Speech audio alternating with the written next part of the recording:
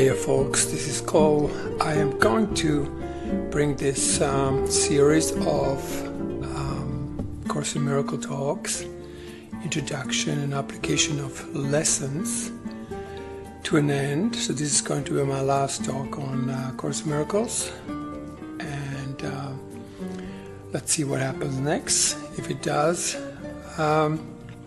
So we finished somewhere around My Holiness is My Salvation, which was like lesson 39, yeah? So what does that really mean is that it's our wholeness, yeah, that is salvation. It means that every single part of our being is available, nothing's rejected, nothing's opposing anything within, and therefore nothing can be opposing anything outside you. And even if something's opposing, you can't possibly see it as an opposition, eh?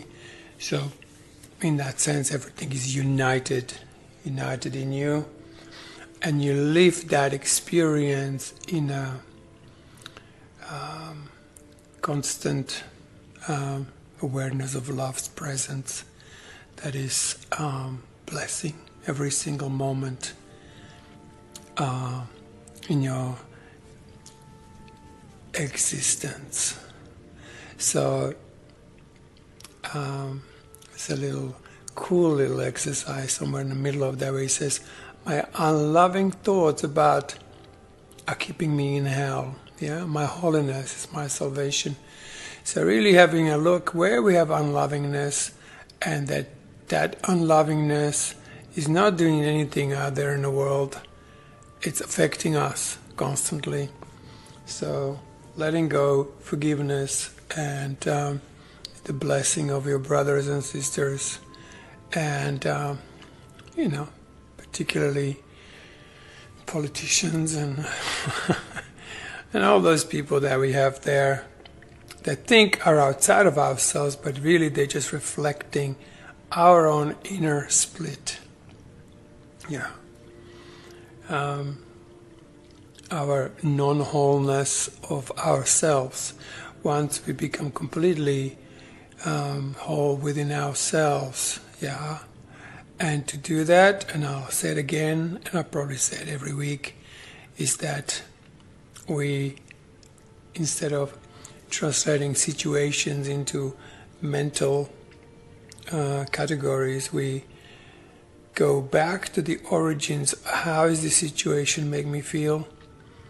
Then do the 3 questions. How am I really feeling? And then again, until you really get in touch with that one single feeling that one single situation brings up in you. Yeah. If you have many all sorts of emotions and feelings arising, you are still in your mind that appears to have some knowledge about what a feeling is. Been hearing a lot lately, people say, well, with emotion, you just accept them, right? Well, I would bring a little deeper awareness than that, and it comes like, who is that which is aware of those emotions that will be accepting them? And now we're looking at a cause of a major problem, eh? Because the mind with which we think, any separated thoughts, is the one that is igniting these emotions in us. And then for us just to accept those emotions is kind of very entertaining and very loving for the ego. But it's still creating something. There's always these two, yeah.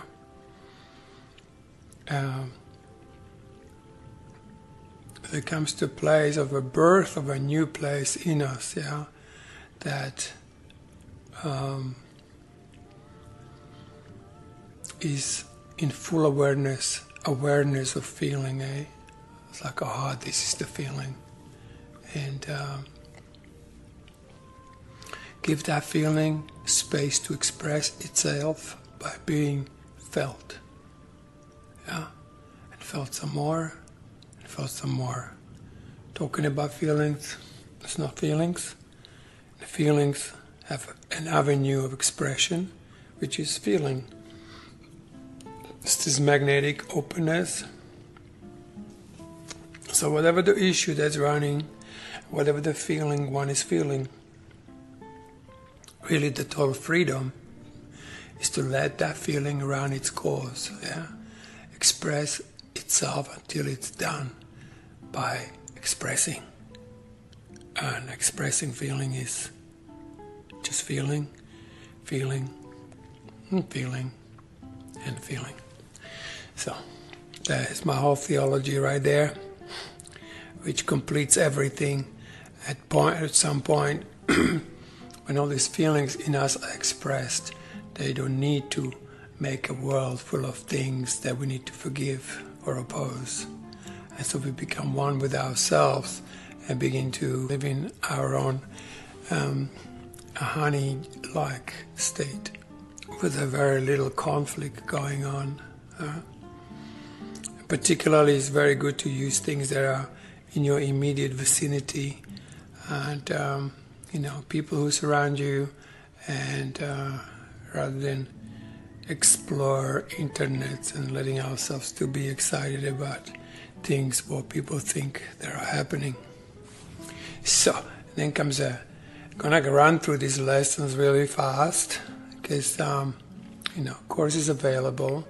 I think I've just put an outline to the course, how to do it, and that it's really important to that every sentence, like I just said, every situation creates a feeling.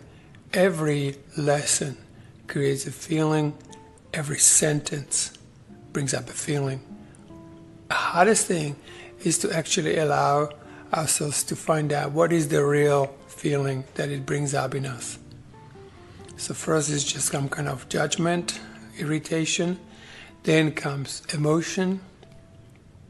And underneath that is a pure feeling. It will be only one feeling. If it's many, good luck, it's not going to work. There is one feeling there somewhere. When you find it, you will realize there's one thought, one feeling, one heart, and one form of expression to its completion. Otherwise, you're going to have to do this again and again and again.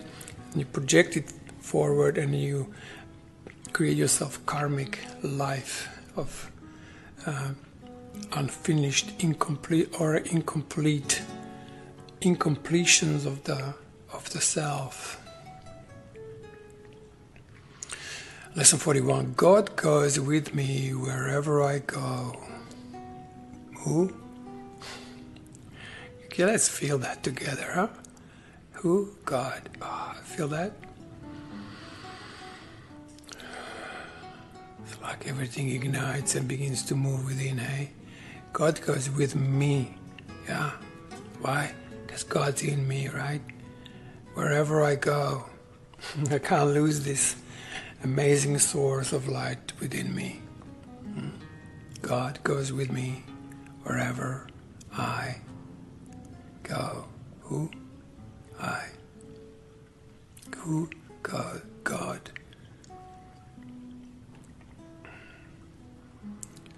And then imagine, like, there you are. End of search. God goes with you. Feel it? You feel it's this one thing in yourself, right?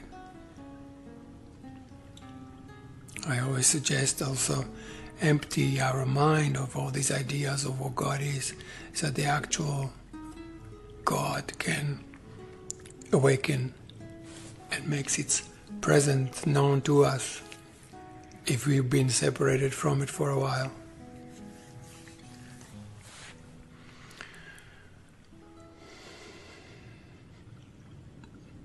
Today's idea will eventually overcome completely the sense of loneliness and abandonment which all the separated ones experience. Depression is an inevitable consequence of separation. Hey? So, we can get the pills for depression, or we can just return to the wholeness and boom, end of depression. Yeah, we come back into expression, and from that expression, where as God created us.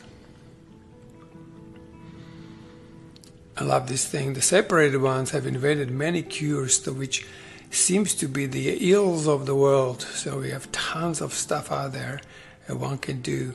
It says, but one thing they do not do is to question the reality of the problem. Yet its effects cannot be cured because it is not real. So the separated minds have had momentary experiences and seems like they did something to deal with the hopelessness and misery and suffering. And yet they're not real because they're just the effect of the separation. So separation is the cause. If I separate myself from myself, I'm bound to suffer. So what's the cause? You return to the cause, you return to God, and from there it is impossible to suffer, because in God there is no such thing as suffering.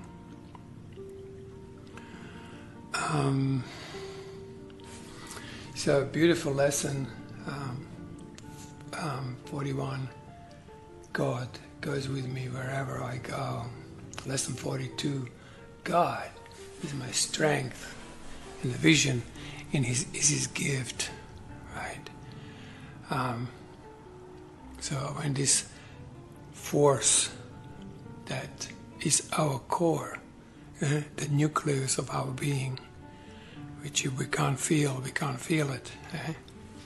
And most of our feelings have been deadened by society, by conditioning, by being stopped to express, and by fitting into the parameters of this world, which holds this level of expression at bay and controls it and makes it unimportant. So returning to this strength, it will return our strengths, and from that comes a vision. Not a vision, but vision. Vision is something. It took me a long time to get this vision bit, really figure out what it is. Actually, when I said at the beginning, is like, what is this part of you that's accepting feeling, right? Was that part of you? When feelings are actually freed up, right? That part of our mind that accepts feeling is just not there. It just vanishes. That sort of separated ego, I get a little, they call it ego, but it's just this tiny little part of creation in us that decided to run the show. And we say, okay, you want to run it, go for it. And then it's been kind of funky ever since. So when the feelings return, this part of us that's thinking these insane thoughts day in, day out, unless one is grounded, it will dislodge it, and instead of ego, this vision comes in, which is a part of us that understands feelings in a very different way. It's our spirit, instead of being run by this little guy, whatever it is, comes into its wholeness and begins to think different thoughts. And these are inspiring thoughts. It's just like bring you joy for no apparent reason. You're just joyous because here you are, being God's son, God's daughter, walking Christ, being the love that you are. Love is not a catechism. Love is not even a Course in Miracles. It's just a document that helps us to sort ourselves out, right? But it wasn't given us to teach Course in Miracles. I'm not teaching Course in Miracles. I'm teaching my experience of Course in Miracles. If I call it teaching, I would say more like a sharing of what this exquisite manual through the practice, at some point, have prepared my mind and awakened this vision which I can see, feel, and be with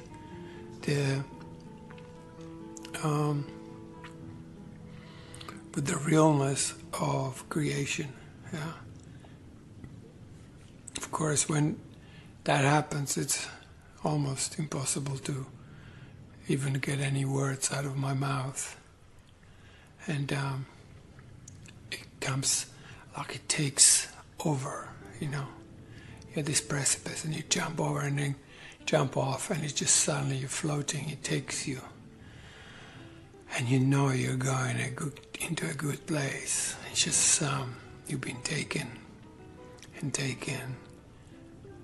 And if your mind's not trained, there could be a bit of fear or something. But once you know that this is the way to go, that's why it often happens with a course. You read it,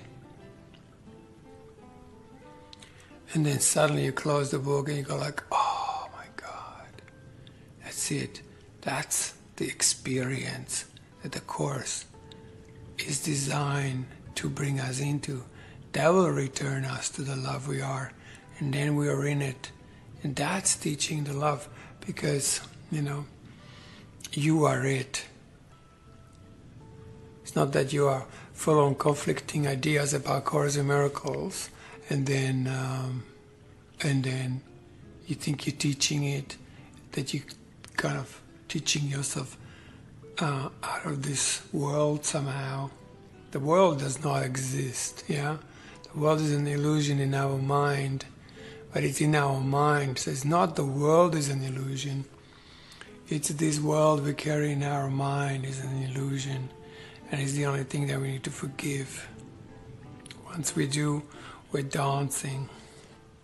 So I just want to clarify that this vision is not something like receiving some kind of visions that are based on some ideas from the past, modeled into something that seems like new. This is it's like the rebirth, right? Like you're born again into this brand new person, right? And instead of your ego running the show, the Christ in you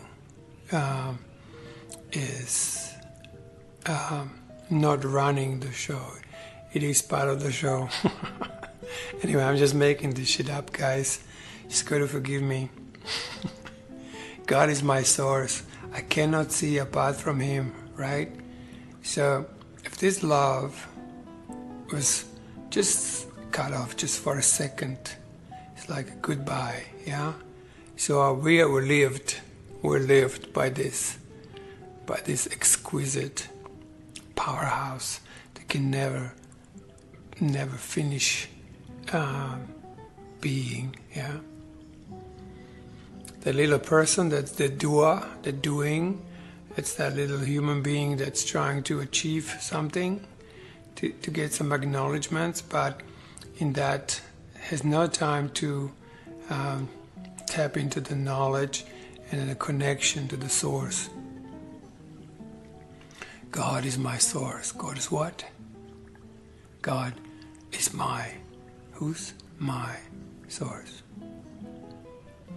And again, here it comes, and then it's like, wow, at the precipice, and you go jump off, and off it takes you,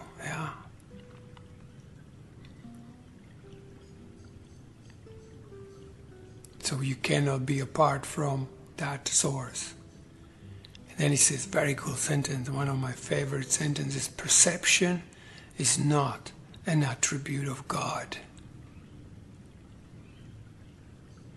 Now, what can I say now? And yet, this perception can be used just to help us, to return us, and that's what this whole Course in Miracles is. It's just like the return to forever, return to part of ourselves that's really one with God. He calls it the Son of God, mainly because this is a mind training, and it does kind of aim at training thinking part of ourselves, yeah, until that thinking part of ourselves can finally rest a bit, and then the rest of us ignites itself back into show us who we truly are. So perception is not an attribute of God. His is the realm of knowledge. And this is very cool. Yet He created the Holy Spirit as the mediator between perception and knowledge, right? And because this is my last talk, I just want to really return it to this forgiveness thing, yeah? Because once the mind is trained, you will see the cause of everything comes from this unresolved feelings in us, yeah? They're much closer to physicality than it's our thinking, okay? So there's a thought should generate a feeling, yeah? This feeling, when it begins to express itself, become physical, and will demonstrate to us in physical realm what has occurred, right? So look around. This is what's occurring because of result of your mind. So one day, suddenly the whole outside reality of you begins to not be so solid. And suddenly there are like living beings everywhere. And you can't see them without this vision there that you are. So the perception has to be undone. Then this part of it that feels will ignite. That will ignite your heart, which is the birth of your Christ. Yeah, Christ mind. So everything that's occurring still on outside, we got to learn how to actually bring it to that true feeling in us. You see? Because it's not what brother does that we need to forgive. What we need to forgive is what that brother brings us in us. What does the boss at work bring up in you? Or what are your kids or your partners or your president or your neighbors bring up in you? Now you're looking at the cause, not just the effect. And now you will see that those feelings in you hate. And that's what needs forgiveness. Not the people, they're just the effect. So if you're practicing forgiveness or some kind of true forgiveness and nothing's changing radically, then there is a component missing in that expression. And that component is just that the Holy Spirit is just not going to undo anything for you unless you go with Him. So the Holy Spirit are with it until the Holy Spirit can show you the cause of that problem. I talked about this in a lesson 20, somewhere around 20 to 23, yeah? He says, you got to recognize the problem. You got to really see what is really, the cause of it. And it's what you're seeing is the effect. Holy Spirit will guide you to the cause, but you gotta go with Holy Spirit. It is not like that. Oh yeah, this is gonna be so undone for me, and then it's not. Yeah, because if you forgive and again forgive next day, and you forgive the next day, it means you haven't forgiven it. So forgiving is now. I forgive something now, and it disappears. Yeah, the physical reality shows me that it's no longer here. Someone asked me a question. It's like, how did you do that thing that I talked about it in the last talk? I was talking about a neighbor who used to bug me, and then I was like, where is this guy in me? So I just paused for a moment, and he he brought up in me a feeling, yeah, and I went, oh God, I hate this feeling. But just even mere recognition that here I am, I'm looking at the cause of this guy, yeah. My hate within me magnetically drew this guy to my presence, to my physical reality, for my salvation, hey? For my forgiveness, right? It's all we do. We magnetically draw to ourselves that which is held within us. So you see it, and then you have to end one with yourself with that feeling in you that you're pushing away. Because you push it, you project it. And if that feeling is in a bad shape, you need to nurse it back to life. I was already quite good at nursing of it, so it was just like, oh, the minute I saw it, it was undone. The nursing it back to life takes a moment, sometime. And again, you just ask to be joined with that feeling. It's like, God, help me to rejoin with that which is still me. So that's how you quickly undo anything that's going on around you. So it could be done in a short time. You don't have to do this forever. If you're doing this for a long time and you're struggling and you're not understanding everything absolutely clearly in this book, and I have to say there was a specific moment for me where something happened, and suddenly all these advanced teachers of God, I'm going like, oh my God, this is actually missing components. This is pretty backwards, and it was a miracle. It was an overnight thing, and but next day I opened up the Course in Miracles, and I'm going like, wow, I understand absolutely everything it says. That was my graduation.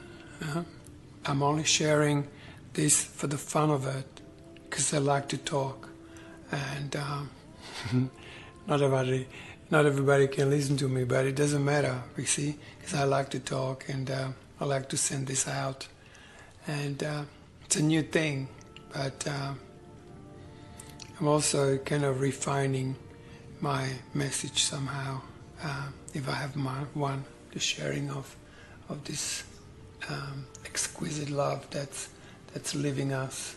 And it's very important to remember that it's not in our mind, because there's this sentence in my mind implies somewhere in some undercurrent that this is that part in ourselves that seems to have, the brain placed in there, and we think that's our mind, but hey, it's just a part of the mind. The whole mind thinks, feels, and births the Christ in every instant.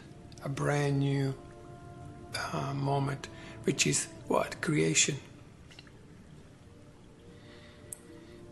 So creation is not something that already occurred. It's a constant, because there is no time where we can say something's occurred. It's constantly occurring, because there is no time. So it's kind of like a little bit of a thing for the little mind to understand that it's that the stories it holds in its head. Well, my girlfriend calls it a cocky brain. This ramming up there that just keeps going on and on and on is all the result of a lack of feeling. So this is beautiful. So the next lesson, God is the light in which I see. So like it says, it says somewhere in here that if that was turned off just for a moment, that's it. Like you just cannot know anything. You can't do anything. Actually, that light, when it returns, you don't need to eat, you need to drink, you don't even have to breathe. Sometimes in my meditation, I just go into this breathless state. I'm going like, wow, I haven't taken any breath for a while now. So, that's a real physical transformation that takes place. And then you realize you're sustained by the love of God and nothing else, really.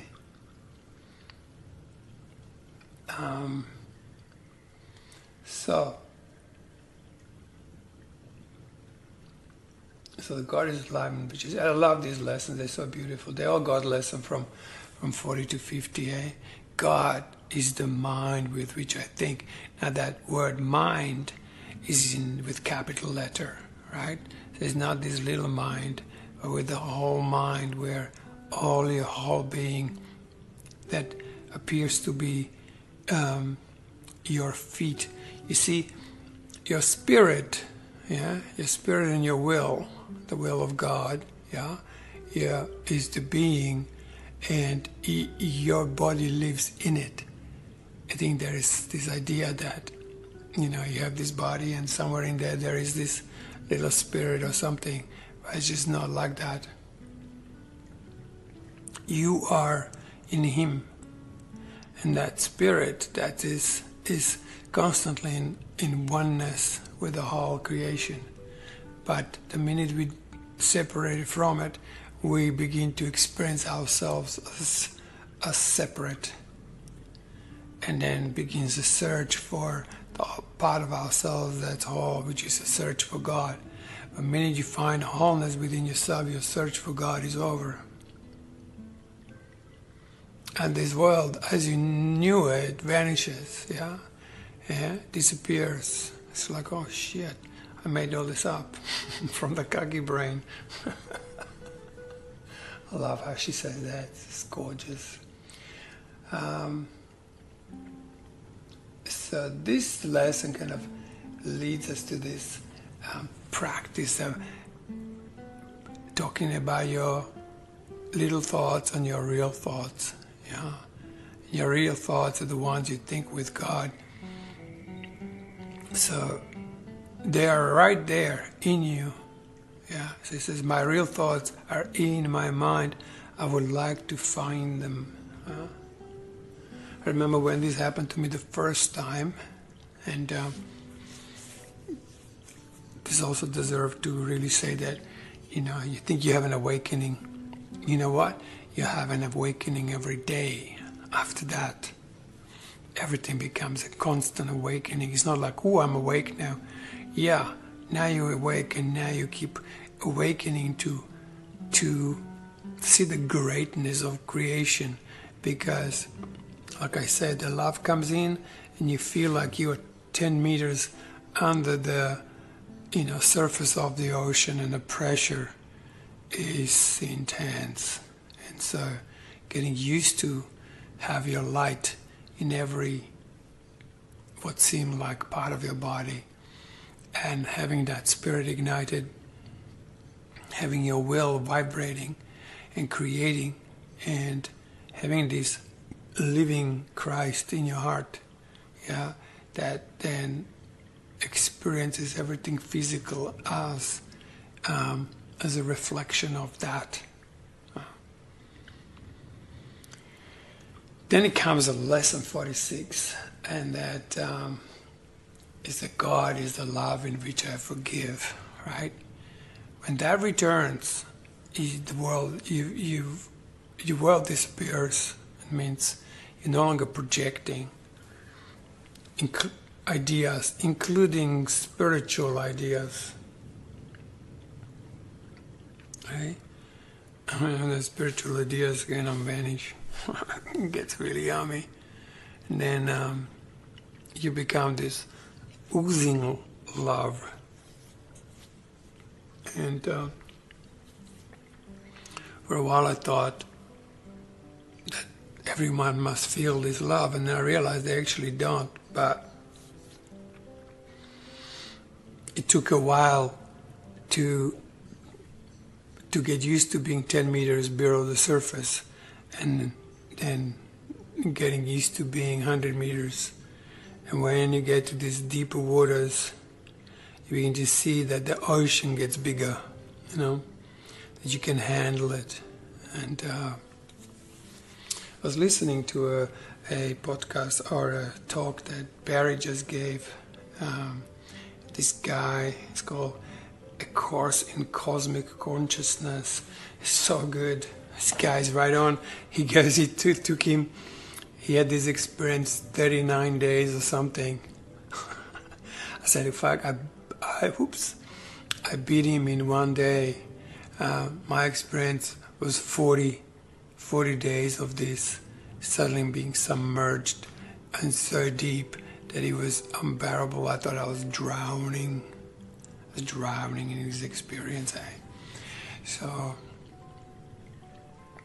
and we get so much information in that time because it's such an intensity.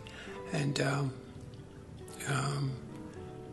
Course in Miracles is like, okay, today's lesson, let me dip you a half a meter, you know, and you go, oh, I'm refreshed.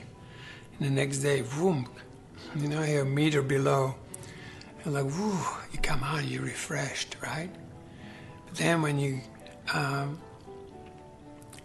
go 10 meters below, you see all these sharks and all these wild, crazy things, and instead of eating you, they're kissing you. They're like, hey, sweetheart. You know, I'm making all this up, yeah? But it's like, in some way, it's so true, you know, in a way it is true, because you dive into this thing and suddenly you're taken somewhere, you jump off this cliff, and suddenly you find yourself in the arms of God, and you go, like, you're not used to being that way. You know, you live your whole life in this tension, and then suddenly, no more tension. And there's like, even my whole nervous system just went like, oh God, I don't have to stress. It's like all your shields, all my shields fall off because there's nothing to protect. There's nothing to attack. And when you don't attack, you don't expect anyone to attack you back. So you're living this sense of complete safety. And then what I love about this is that, you know, entering from this place into a holy relationship. And just to briefly announce the difference between a holy and special relationship. The special relationship is when you, in a relationship, first you have this really nice time and then drama comes in. So that becomes a special relationship, yeah? And you line up with one person who is going to trigger the hell out of you. And, you know, this is the opportunity to forgive, right? And I outlined the way to forgive, that it actually works. I don't want to even call it a true forgiveness, because there is so many forgivenesses people made up out there that don't do anything or seemingly do something, but it's like in their mind, and that's just not enough. Yeah? It has to be a whole mind experience. And so you start using that, you know, how's it make me feel what my partner does right now? How does it make me feel he came late from work, you know, smelling of something?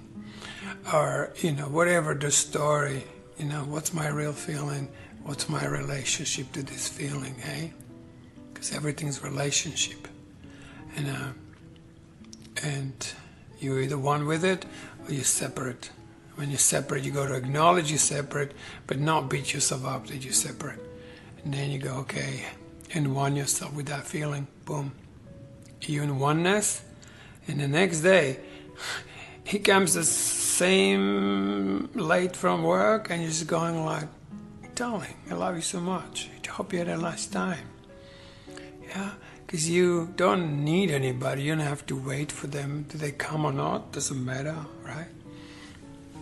So that's a special relationship turning into a holy relationship where you're so complete and whole that you don't need anybody. And yet, here is this, you know, significant other that's living in your immediate vicinity and stops triggering you suddenly, because there is no triggers in you. Huh? Just to return that thing, we're never forgiving the person, we're forgiving that which the person brings up in us. Yeah? Because that's what bugs us. We want to get rid of them because what? We have to feel this feeling that they bring in us. And there's a lot of misunderstanding about this form of true forgiveness, right? You don't call it true forgiveness. You forgive and it's done in a second. And you just go, okay, it's forgiven. Huh?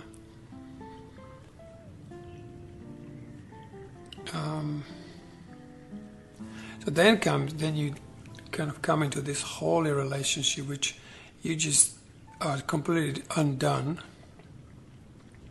and you feel whole, and then there is a significant other who is undone and whole, and then you begin to be in this holy relationship, which is just like being 100 meters under the surface, and all you feel every day is an increase in this love between you, because we still can measure things. It's like increase. It's like, is this ever going to like get any more? It's like, yep, it is. And yeah, there is that period. You sort it out. You're gonna have to wait until you can live in it as a sustained awareness of love, not just momentary drop into a holy instant and go, well, that was lovely, and back to stress. But you move and do everything from that place. So that's real. That's how you forgive. And with forgiveness, like I said this before, it's very simple. You either forgive or you don't. If you don't, just admit, I'm not forgiving. Because the minute you do, it's gone. So you need to see that sometimes you don't want to forgive.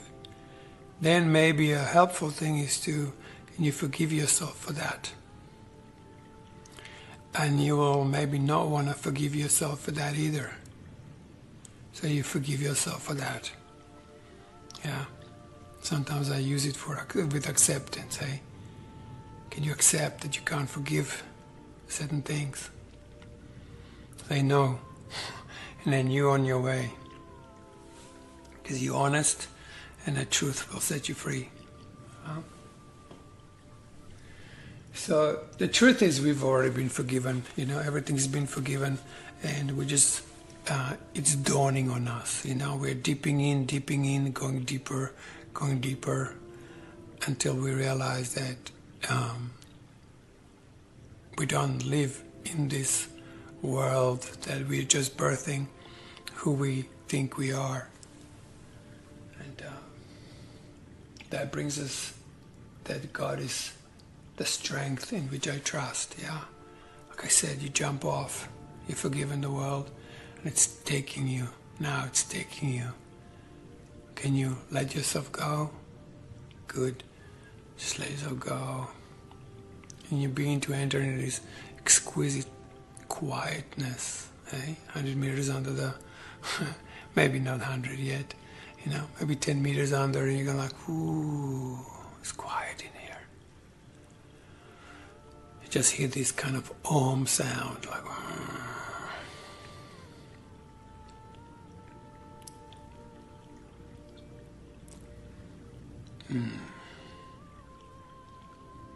So you begin to trust more in that than in a feeble, cocky brain.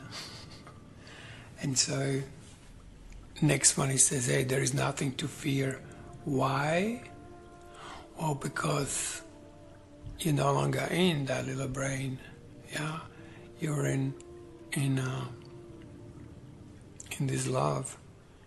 And for a moment, because it's so intense, he prepares your mind, say, hey, this might look scary, but there's nothing to fear. Usually fear is not even a feeling. Often, I feel fear. No. Fear is this little defense mechanism that tells us that if we go into that which appears as we are afraid of, that we're going to experience some feelings that we are not ready to feel. And that's all it is. Look at any of your fears, and then look at what's the feeling they're going to bring up in you, and you have it. And then you deal with the feeling, because it's the feeling that's the cause, and fear is the effect, right? What you down to your feelings? Now you're scared because you nailed them to the cross, You nailed them to the floor. And most of our feelings are just images in our mind that we named or nailed or labeled. But take the label away, and then it begins to flow again. And that's the whole resurrection idea. Pull the nails out from what you nailed, and you will be unnailed. You will get off the cross that you carry around uselessly. So that's the whole idea of this whole, story of Jesus. It's like a fairy tale of what we're doing to ourselves, basically, And even when your Christ will be born in your heart, there will be still like a blessed residue. This crazy ego is so determined. It's got so many strategies how to serve itself that it will want to kill this Christ in you. But hey, you just know better now. And you have this Father in you instead of your ego, and you have this real mother, this virgin feelings in you, the mother. And they will take care of this child and bring it to the safety. And your ego will no longer nail it, you no longer kill it. It looks like you're in the middle of the war, but you're not. Because you got the Father, you got the mother. So then you begin to hear this voice for God. God's voice speaks to me all through the day. Isn't that incredible? Lesson 49. God's voice speaks to me all through the day. He goes, it's quite possible to listen to God's voice all day without interruption, your regular activities in any way. The part of your mind in which the truth abides is in constant communication with God, whether you're aware of it or not. And also, I was just going to start to talk about this experience that happened a long time ago. I didn't finish that. My more initial awakening was that I was in my mind trying to figure something out, and then suddenly she was somebody who said to me, Cole, this part of your mind, she doesn't even know about these dramas you're telling yourself. And then it's almost like she pointed me to a part of myself that, boom, like my eyes rolled upwards and backwards and downwards, and bingo. Suddenly I was in the mind,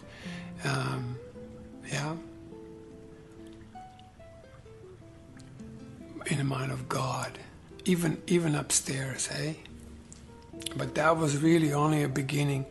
Then that part ignited the vision, and I began to see the rest of me. And the rest of me is that whole feeling thing, which is our magnetic force, without which there's no way you can birth the Christ in you. Because I don't want to go into this whole polarity thing. I think you've heard enough of my talks. But, when that whole thing is in true oneness, then there's a whole different view of everything.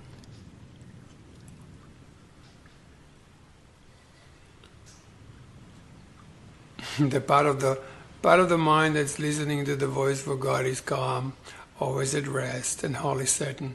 There's absolutely, there's actually no doubt left in the mind about anything. It's basically, it's almost like you get this this vision, in which this power of God actually can be translated into even aware thoughts. So this thing is constantly whispering to you, and it does help to kind of slow down and do those little practice periods every day that Course suggests, so you learn how to become quiet for a moment, dislodge your mind, your thinking, and then suddenly something else begins to shimmer in you. And that could be a little bit unpleasant, like I say, suddenly you are underwater and it's like, hey, there's a pressure and there is no air and you just want to run away, but just don't. Yeah, just stay, you're going to be okay. Okay? Because listen in deep silence. Be very still. Open your mind.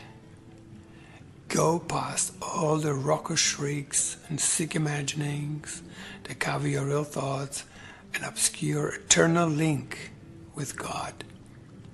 Sink deep into the peace that waits for you beyond the frantic thoughts and sounds inside of this insane world. You do not live there. You're trying to reach your real home. You're trying to reach the place where you're truly welcome. You're trying to reach God. And then you reach it. And then he says, I am sustained by the love of God. And he says, in this world we think we're sustained by most trivial and insane symbols like pills and money and protecting clothing, influence, prestige, being liked, knowing the right people, and an endless list of forms of nothingness which you have doubt with magical powers. I can't help to think of a situation. A friend of mine said, oh, I feel so holy and I feel so good, I feel amazing. And I go, what about all these pills that you said you spend about $50 a week that you take? I mean, how is that fit into that whole thing? How would it be to spend a week without any pills? And would it be a joyous experience, right? So, we have so many routines in our life and habits that we have to do in order to feel, let's say, okay, hey? And yet, it is that, it is that reaching this delicious light in us that will sustain us completely, right? But again, we get to this precipice and we're like, okay, let's jump off, let's dive in. And there's going to be pressure and there's going to be a little getting used to. But guess what? It's all going to be fine. It's all going to work. And the endless list of forms of nothingness which you endow your magical powers. Like money, protecting clothing, influence, prestige, being liked. Do people like me enough, knowing the right people, and so on. All these things are cherished to ensure a body identification. Those are songs of praise to the ego. Do not put your faith in the worthless. It will not sustain you. Only the love of God will protect you in all circumstances. It will lift you out of your every trial and rise you high above all the perceived dangers of this world into a climate of perfect peace and safety. It will transport you into a state of mind which nothing can be threatened, nothing disturbed, and nothing can intrude upon the eternal calm of the Son of God. So,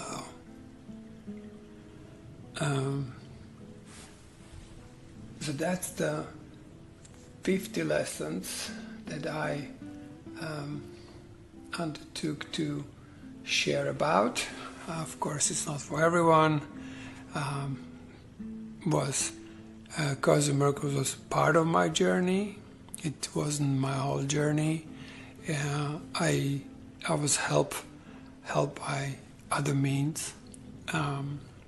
As many of you know, I spent a lot of time with the similar manual that is like A Course in Miracles, but it's exact opposite.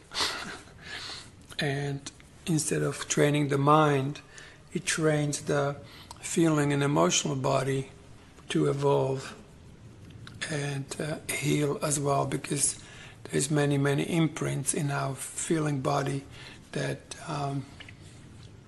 that needs to be realized and expressed. So it was like this is the father journey, and that was a pure mother journey. And a lot of people who are into father don't believe there is such a thing as mother, but it doesn't matter.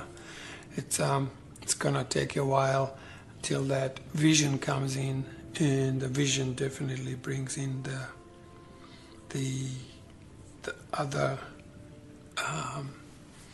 that other quality, the divine light of the feminine light. Yeah.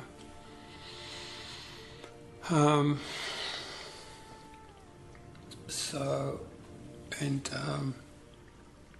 I do have to admit that, not admit, but actually, for a long time, Course in Miracles was very difficult for me. So was Right You So Will. But then came this third manual, which I will be going and talk about in my next Cole's Corner series. It's called Course of Love. And it wasn't until the Course of Love came where everything integrated into this 40-day experience that, interestingly enough, is mentioned in the last part of the book of Course of Love. It's called 40 Days and 40 Nights. Well, I had that experience right at the beginning in the chapter 1 where Jesus says, resign as your own teacher. And this is something that is mentioned once in A Course in Miracles, right? But now that your mind is trained, it goes, okay, let me take you there fully. Yeah? It goes, resign as your own teacher. Then he says, accept me as your teacher and accept that I will teach you the truth. It says, find no shame in this. You cannot learn what I would teach you without me. Now, let me tell you guys, you cannot learn what Jesus is going to teach you without him. Guaranteed. You have tried in countless ways and can still try again, but you will not succeed. And what happened to me? At this point, when I heard this, I resigned. And the moment I resigned, this presence appeared physically almost in my immediate space and went, hey. Just looked at some place in me and ignited this whole kingdom within. Yeah? He goes, you have tried in countless ways, which I have, right? And can still try again, but you will not succeed. Not because you're not smart enough, not because you will not try hard enough, but because it is impossible. It is impossible to learn anything on your own. Okay? Your determination to do so only blocks your learning. And you know why that is? Because you get to this place where you stop trying, you stop efforting, you stop doing anything. You just completely give up. And the minute you really give up, which is the miracle, yeah, because hey, try to do nothing, yeah. Now you're trying to do nothing. It's like it's almost that mind is so determined to do something that it cannot stop, right? And in this moment, you give up and you stop. And in that moment, everything happens. You see Christ. Why? Well, because it's born in you. Yeah? You finally haven't tried something. That it is impossible to learn anything on your own. It is impossible, your determination to do so only blocks your learning. See? Because you're determined, you're in this activated thing where creation does not require any effort on your part whatsoever. In this world, when we create something, we work on it. In truth, you do nothing. Same as giving and receiving. It's like you don't do anything, you just step back and it's given out of you. You know, love, the giving is inherent in love. It's inherent. So as soon as you are back home, it gives of itself. Your gratitude is in there. You know, it's like it's doing you. You're not doing it. You're not doing anything. And suddenly you realize that it's been all created for you. The paradise has been created for you. The minute you put any effort, you just basically leave it. Because you can't effort in paradise. You just can't. It is only through union with me that you learn. Because it is only in union with me that you are yourself. Yeah? You become the same. All your effort is based on this belief of this truth, and your attempts to prove that this truth is not the truth, right? Like, you know, you could even use Course in Miracles to prove this all wrong. And actually it happened, which is the funniest thing. I'll probably talk about it one day. Anyway, all that this effort brings you is frustration, you know?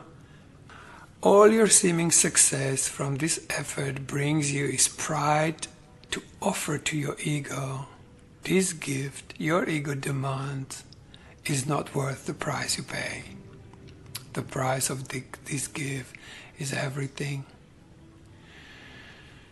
So I read that, and I remember just closing the book, and then for 6 months I couldn't open this book except for the epilogue. And then day after I had this one, that very day it all began, and I was dived in probably 200 meters below and going like, okay, try this for 40 days. I was like, day 5, please take me out of here, please. I thought I wanted light. Nah, couldn't handle it. Despite all my preparation with Course in Miracles, despite all the movement with Right Use of All, it was still very intense. But at least I didn't reject any feelings in myself, and that allowed the experience to continue. Because you can have a whole instant and it will shut down unless you know how to, unless you in a permanent state of full acceptance of all your feelings, good, bad, whatever, ugly, dark, light, doesn't matter. Yeah. So then I just could not read this book. The only thing I could read was the epilogue, and the epilogue goes like this: hey, imagine now what it will be like to have nothing left to learn, nothing left to become. Right? That's exactly where I was. The pressure is off. The alchemy has occurred. I tell you, there's one of the skills that comes from this capacity to have any kind of alchemy inside of the body, is that you can make yourself like fully stoned or fully drunk or fully happy or fully ecstatic, fully orgasmic, whatever the hell you want. You just put that thought in there, you step back, and the creation creates it for you. You can have anything you want. And then you can actually share it with somebody else who is in your immediate vicinity. Yeah, you just stay in it, you stay in it, and one of those gifts of God is that they always giving of themselves. You don't have to even give it. You just have it, and having it is giving it. That's how it sustains itself. That's how it stays on. That's what perpetuates it. Yeah. And they begin to feel this thing, like, around men's groups, and we sit down and we just drop into this exquisite, I don't know, maybe 17 meters below the surface. Just kidding, right? Anyway, imagine now being able to forget all ideas of self-improvement. Imagine how much time it will be saved by this quest coming to an end.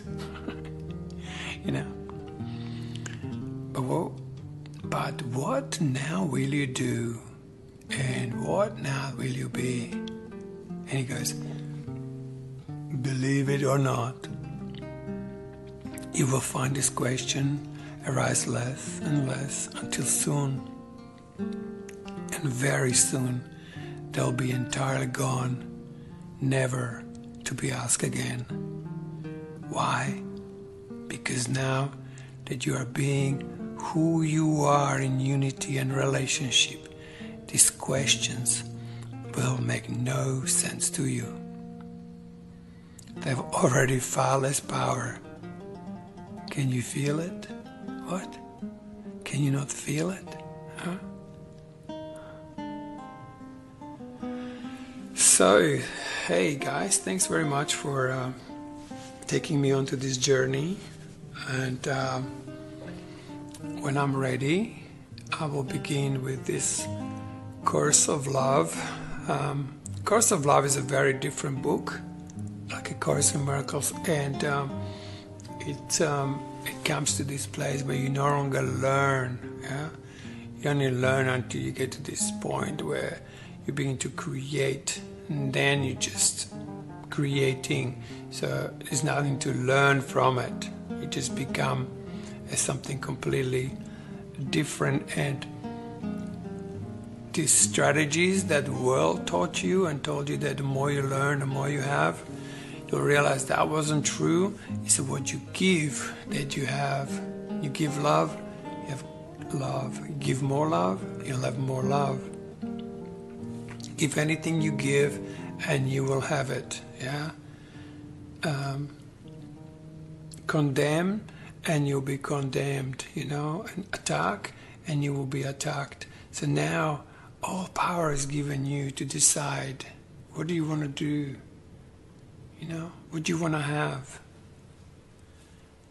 These things, like if you were lacking something as a child and you say, well, my parents never gave me this or that. Well, whatever they didn't give you, begin to give it. Not as a material thing, but as a feeling thing. Yeah. So the feeling is the secret to it all.